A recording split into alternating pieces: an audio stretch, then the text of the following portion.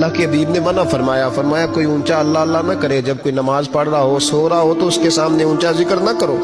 کہتے میں ایک دن اونچا اونچا ذکر کر رہا تھا، اونچا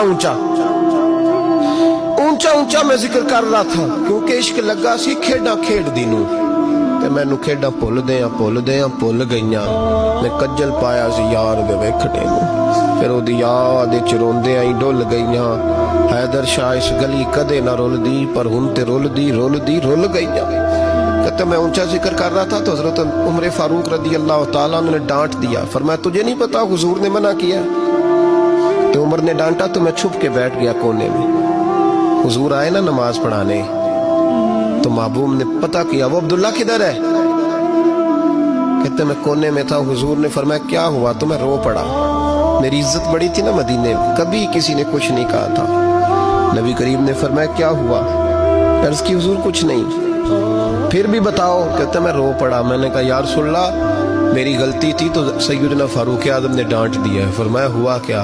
یا رسول اللہ میں اونچا ذکر کر رہا تھا، اور بات بھی ٹھیک ہے، کچھ لوگ قریب نماز پڑھ رہے تھے، حضرت عمر نے منع کیا، نبی کریم علیہ السلام نے فرمایا بلاؤ نہ ذرا عمر کو۔ خود قانون حضور نے بنایا ہے کہ اونچا ذکر نہ کرے جب کوئی نماز پڑھ رہا، بلاؤ نا عمر کو۔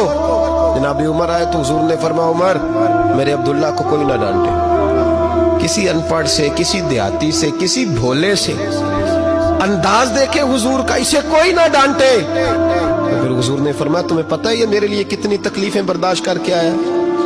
صحابہ فرماتے ہیں یہ خوش نصیب ہے جس کی روح بھی محبوب کے ہاتھوں میں نکلی۔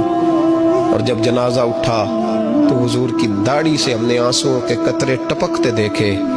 مدینے میں رواج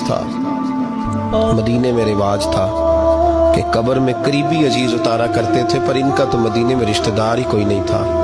حضرت عمر فاروق اور جناب ابو بکر صدیق کہنے لگے ہم قبر میں اتارتے۔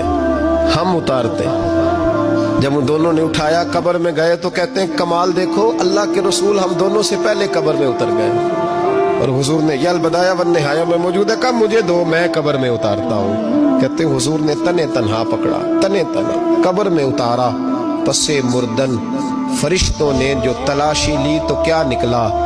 فقط ایک دل کے گوشے سے خیال مصطفیٰ نکلا۔